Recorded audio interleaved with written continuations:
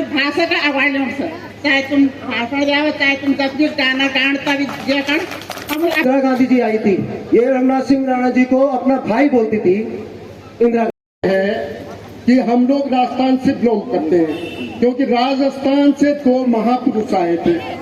2024 में बेड़ो बगड़ का जो प्रथम समागम है, आज के जो उनके मुख्य अतिथि हैं हमारे चाचा को चमन जैजा चमन और हमार जो संस्कृति जो अपर हमार जो विचार था वो हमार जो अपन भाषा में सत्य हम अपने भाषा में बोलना सत्य हमार भाषा अवॉइड उनकी नहीं अगर हम हिंदी बोल तो हमार भाषा भी फायदा की रहा हम लोग बोल भी किया था। तो हमार सर्वप्रथम हमार अपने भाषा का अवॉइड सर, चाहे तुम भाषण जाओ, चाहे तुम तस्वीर गाना गानता भी जे कण हम लोग अपने भाषा में बोल तभी हमार भाषा जरा अवॉइड करना बोल। आज हमारे लौड़न हमारे भाषा नहीं जाना, अरे बोले बेटा ये खाता क्या बोल रहा बोला ही बोला गलती हमारे से नहीं। हम नहीं बोले कि बेटा तुम अलान करा, तुम पढ़ाई करा, तुम बात खाना, अरे बेटा होमवर्क करो, बेटा पढ़ाई करो, ऐसे माने कि क्यों माने मम्मी क्यों मानो ऐसे मम्मी ये जब नहीं जाना सी नसी ये जाना नसी बाबा ज्यादा ज्यादा से किला जाना है तनको बोलवन के भाई हमार ज्यादा था यो हमार जाप था हमार भाषा कैसे हमार भाषा बढ़ जा। बड़े मम्मी बड़े पापा अंकल आंटी का हमार भाषा बिल्कुल लुप्त हो रहा जमाने में, बिल्कुल पिछाड़े अंकल आंटी सबसे बढ़ जानो। तो सभी लोगों से हमारे विनम्र निवेदन से कि जब भी हमारे भोटे समाज चाहे तो था मर्द था अपन भाषा में अपन लड़न के सीखो, ताकि हमारे बच्चा कभी ये बोल के मेरे तो समझ में नहीं आ रही आपकी भाषा, आप क्या बोल रहे हैं। तनको बोले बेटा जरा बाजार में यो सामान लिया दे सीधे पड़े थे, इसका मतलब क्या होता है। गलती हमारे नहीं जो हमारे बापुन से हम तो बिल्कुल अंग्रेज और हिंदी में लगे अपन भाषा हमारे लुप्त कमोण ऐसा कमोण की हम लोग बैठ जाना अपन गाँव तो भाषा छोड़े अपन रीति रिवाज खाना छोड़ के हम लोग बैरक भाषा में हम लोग बात करना। बैरक खाना आज स्वामी से जा हमारे लड़न को बोले थे तो जैसा तो खाओ खाने से क्या लड़न जैसा तो खाना आज क्या राव रोटी तो 1 से 20 में खाने से लड़न ये खाना ना तुम्हारा लड़न आज चाउमीन पिज्जा बर्गर पेपर मस्त होया। कोई आज हमारे समाज में कोई बुजुर्ग आदमी बता जावा जो तमाम चढ़वा सिगरेट वो जो बनते गए पान गुटखा मस्त हुए हमारे लड़न किला है।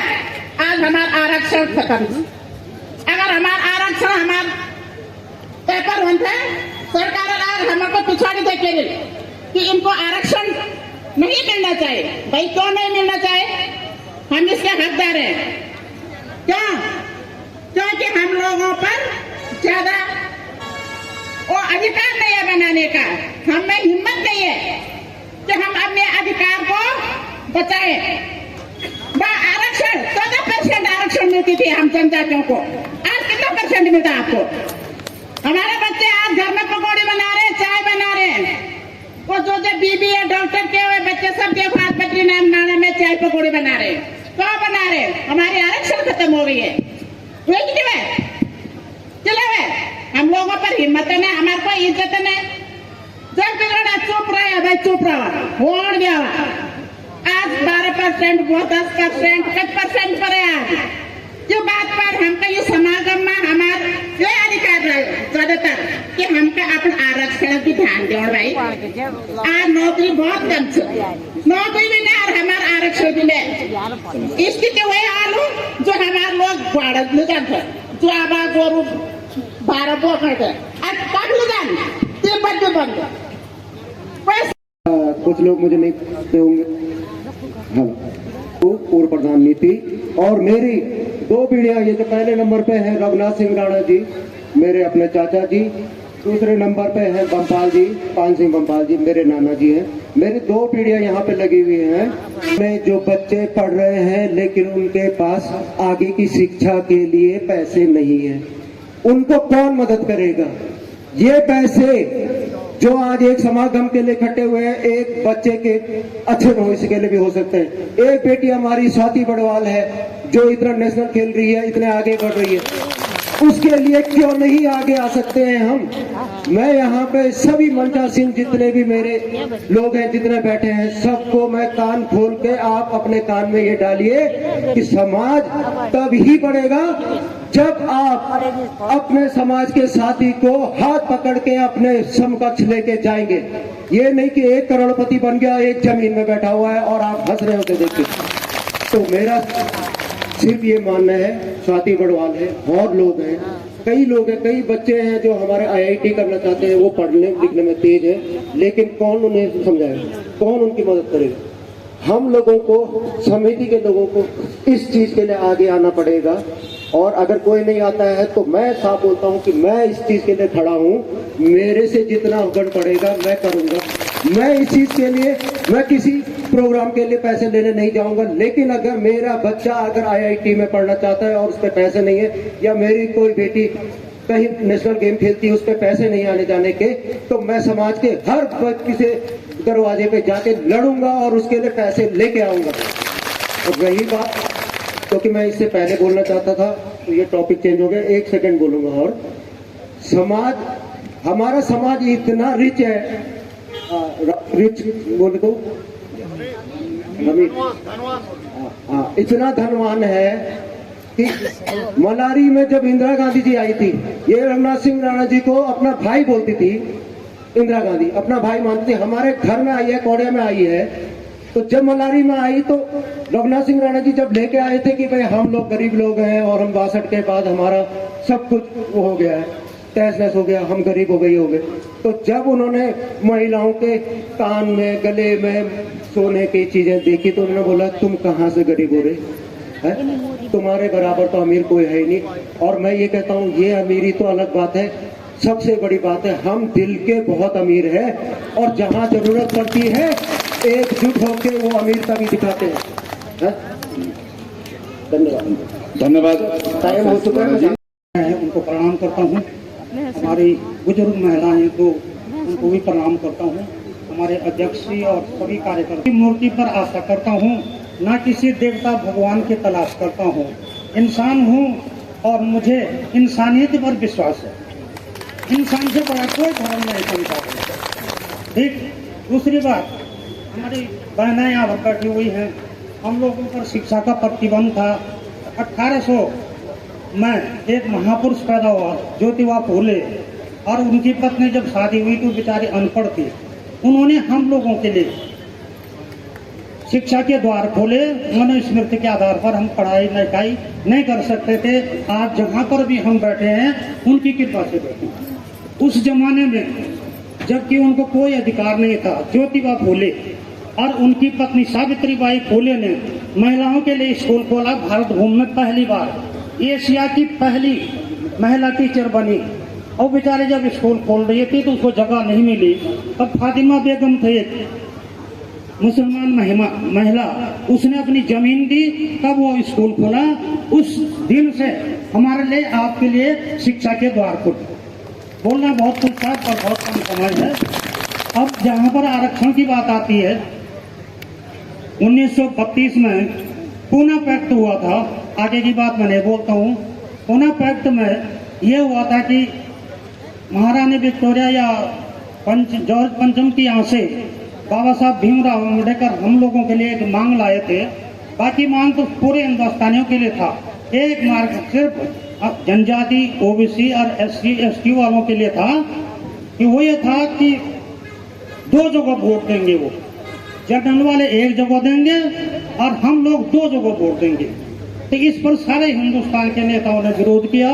विरोध के बाद 1932 में पूना पैक्ट हुआ। पूना पैक्ट के बाद आरक्षण हुआ और आरक्षण के बाद हम आज यहाँ तक पहुँचे। किसी देवता ने, किसी देवी ने हमको नहीं पहुँचाया यहाँ तक। उस आरक्षण बाबा साहब भीमराव अम्बेडकर और इन्होंने करवाया।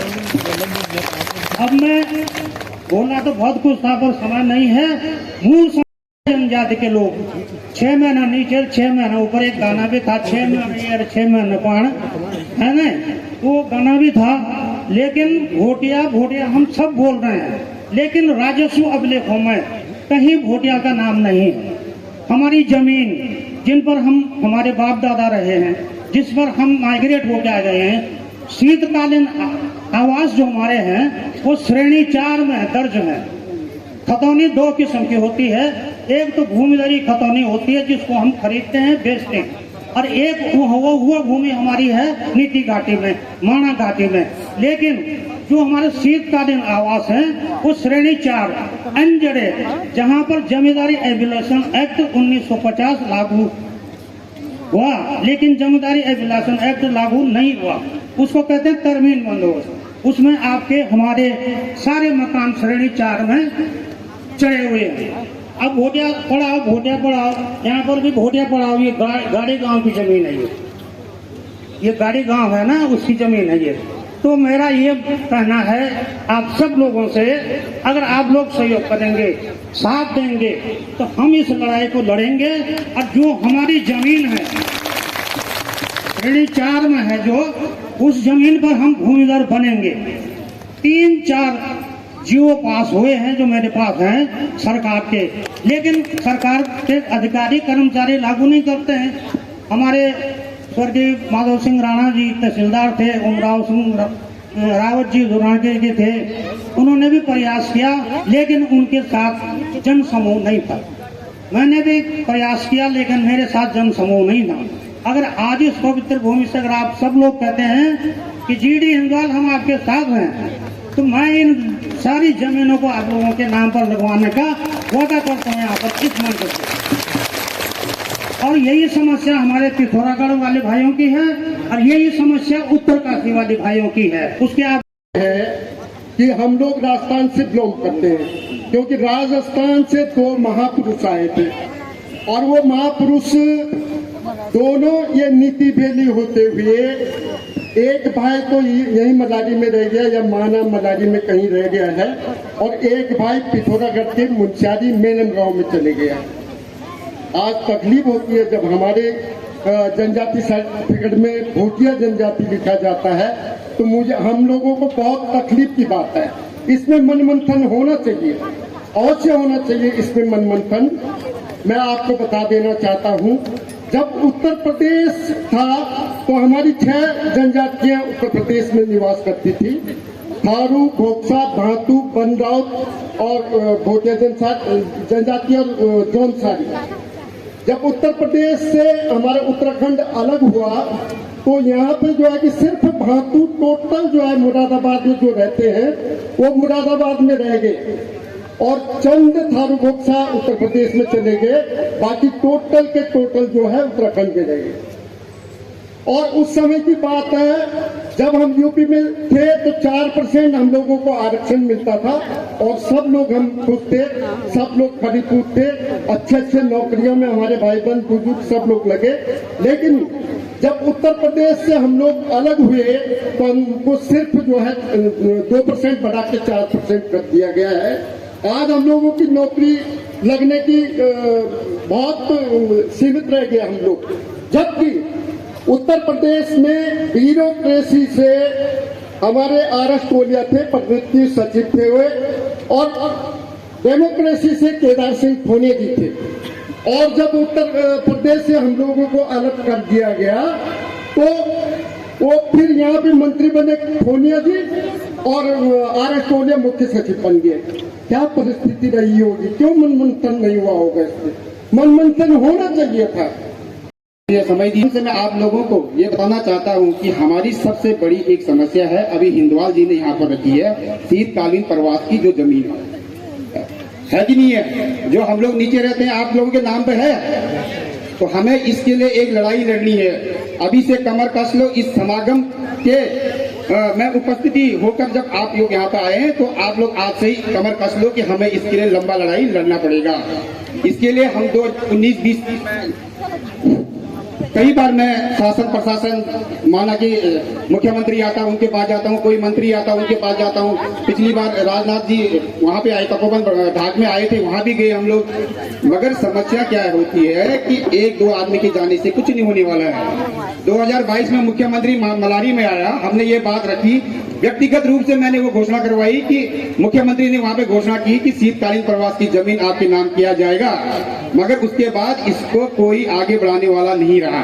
व्यक्तिगत हमारे 1-2 आदमी के जाने से हम 10 बात, जब मुख्यमंत्री ने घोषणा की उसके बाद यहाँ पे जिलाधिकारी को शासन से चिट्ठी आई थी कि आप एक शीतकालीन प्रवास के गांव में जाके पटवारी को लेके जाके मतलब उनसे ये कहिए कि कितनी जमीन कितने लोगों के नाम पे नहीं है और क्या क्या है वो पूरा ब्यौरा देना।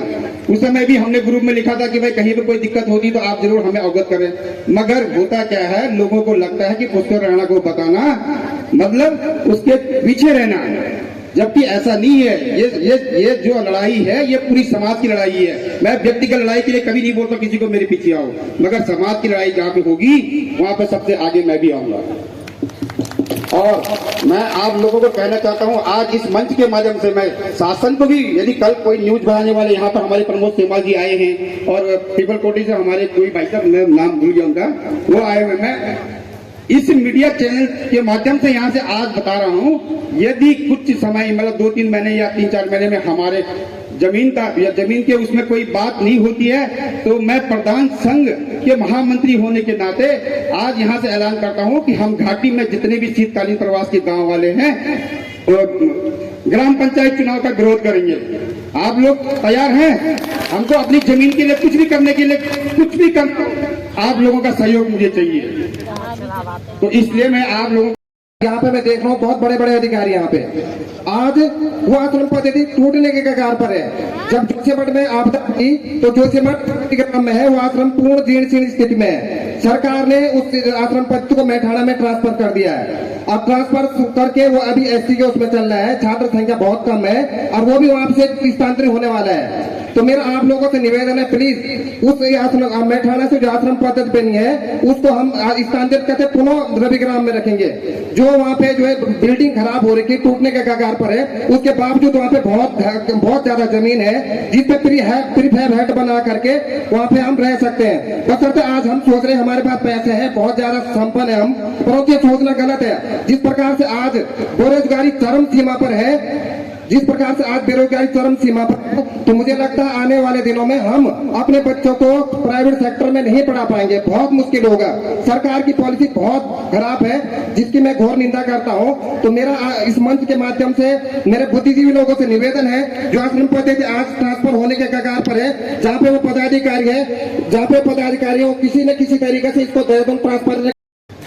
सबसे पहले आज सभी हमारे महापुरुषों को नमन है और हमारे जो मुख्य अतिथि उनको नमन है।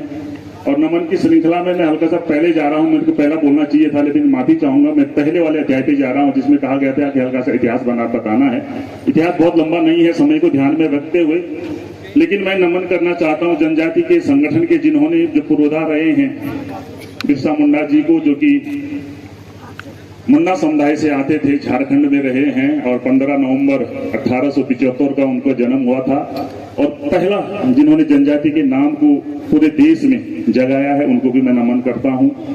दूसरे में मेरा निवेदन है सभी बच्चों से, जो कि क्योंकि यहाँ पे बच्चे हैं, बूढ़े हैं, भीमराव अम्बेडकर को भी हम नमन करते हैं क्योंकि वो भी हमारे पूर्वज हैं, उनको भी हम नमन करते हैं। और बच्चों से मेरा निवेदन है, माताओं से, बहनों से मेरा निवेदन है, जैसे कि कई लोग कह रहे थे कि नौकरी नहीं है, भीमराव अंबेडकर जी के जो किताब हैं उन्हें आप पढ़िएगा। वो संविधान उन्होंने लिखा हुआ है, जितना आप पढ़ेंगे ये ऐसा रस है, जितना आप पढ़ोगे, जितना आप लिखोगे, इसका जो रस निकलेगा वो कहीं ना कहीं उसका रसपान करने से हमारे चक्षु खुलेंगे।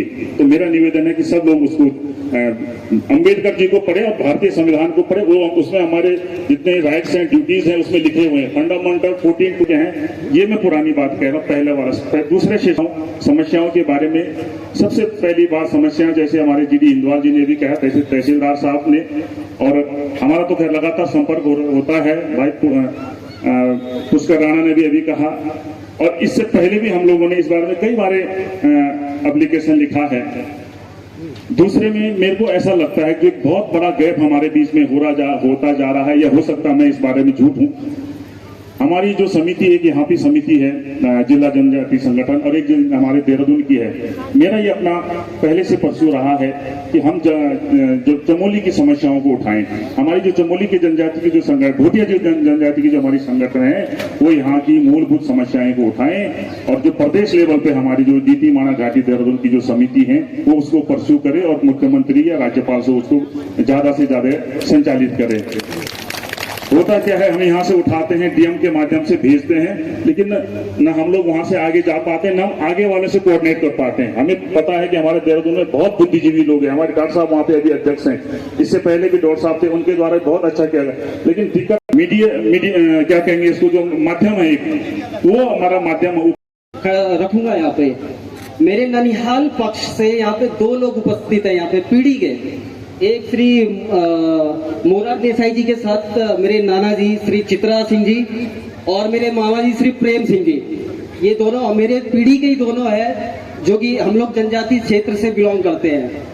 और रही बात यहाँ पे अपनी बात रखने की, तो मैं अपनी बात ये रखना चाहता हूँ कि समानता का अधिकार ही आपको सम्मान देता है।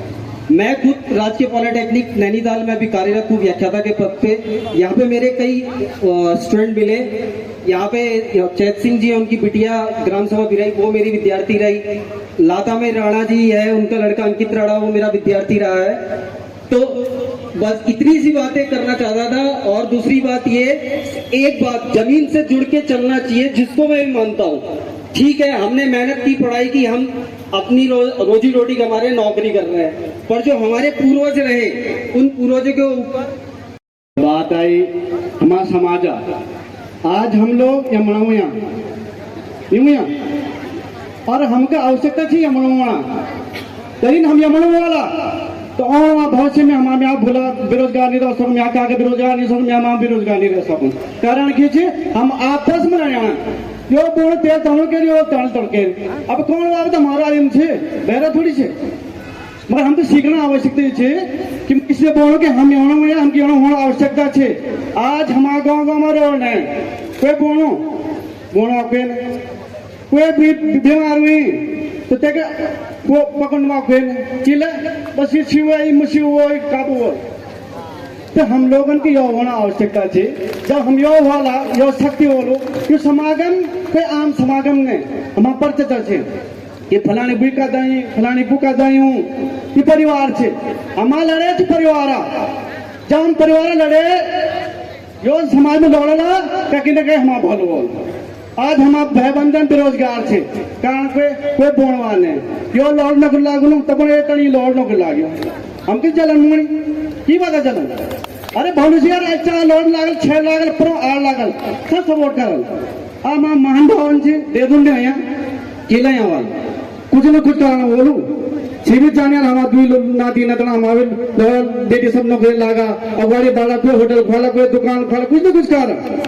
मगर हम लोग ना जो भावना भीतर धीरे हम आग काटना आपस में लड़ाना, तो हम लोगों के ये चीज भूल गए यह होना अक्सर छे। मैं ज्यादा नहीं बोलो, समय अभाव छे। धन्यवाद। तो यहाँ पर उपस्थित हमारे जितने भी सदस्यगण यूपी माणा घाटी कल्याण समिति की हो या जनजाति समूह के हो, विभिन्न क्षेत्रों से विभिन्न गांवों से यहाँ पर एकत्रित हुए हैं, विशेषकर मातृशक्ति को। और आज के हमारे जो मुख्य अतिथि हमारे बाबा केदार की, माता नंदा देवी की धन्यवाद। जो एक आप लोगों ने गोष्ठी का समागम का यहाँ पर आयोजन किया है वो मेरे लिए सबसे बड़ी बात है, क्योंकि मैं शिक्षा के क्षेत्र से हूँ और शिक्षा के क्षेत्र में भी उच्च शिक्षा के क्षेत्र से। तो मुझे खुशी है कि शिक्षा के बारे में बहुत सारे वक्ताओं ने भी कहा है साथ चले हैं। और हमारे साथ लक्ष्मण सिंह डीएसपी साहब जो कि सर्वपरिचित एक जानता में पहचाना चेहरा है, उनको भी नमस्कार करूंगा, नमन करूंगा कि आपने मेरा साथ दिया है देहरादून से यहाँ आने में। साथ ही साथ मंच का संचालन करने वाले हमारे राणा जी को बहुत सही ढंग से आप संचालन कर रहे हैं। नंदन सिंह रावत जी प्रोफेसर और जितने भी मंच को सहयोग दे रहे हैं उनको भी साधुवाद दूंगा, धन्यवाद दूंगा। पर मैं 2-3 दिन का पूरे 1 हफ्ता कह सकता हूं, लेकिन समय अभाव है सबसे पहला जो टॉपिक था वो था कि जनजाति समाज का जो इतिहास पूर्व का और अब का समाज है, उसमें जो सबसे पहले प्रवक्ता थी श्रीमती राखी रावत जी, उन्होंने 2-3 बिंदुओं पर अपना ध्यान आकर्षित किया है आप लोगों का। एक तो उन्होंने कहा कि संस्कृति पर जोर दिया जाए कि हमारी संस्कृति क्या है, हमारी बोली भाषा क्या है, हमारा पहनावा क्या है, संस्कृति है उसका एक आधार माना है। दूसरा उन्होंने प्रधान के बारे में कहा कि दूसरे समाज के लोग भी हमारे प्रधान पह करके अनेक जगह पर नाचते हैं या गाते हैं, उसको पहनते हैं, जिस पर कि रोक लगनी चाहिए, क्योंकि हमारा परिधान एक हमारा है, लेकिन इसके लिए आपको जो है पेटेंट करना पड़ेगा। आप इसमें आगे आइए कि आपका इस जो ड्रेस है पेटेंट है, ताकि दूसरा इसका यूज नहीं कर रहे हैं। फिर भी आपके विचारों से हमें खुशी मिली है कि हमारी जो संस्कृति सभ्यता है, कि हमारी आने वाली पीढ़ी हमारी जो सभ्यता है, संस्कृति है, मांगलिक गीत है, लोकगीत है, उनके बारे में जाने। पांडव, भगवान, चांचड़ी, चौफला, इनके बारे में अपनी उनकी महत्वपूर्ण भूमिका दिखाई है कि हमारी पौराणिक संस्कृति रही है। और आज की संस्कृति को आपने डिफेंस किया है कि आज की संस्कृति डिस्को डांस वगैरह का है, जो कि हमारी पुरानी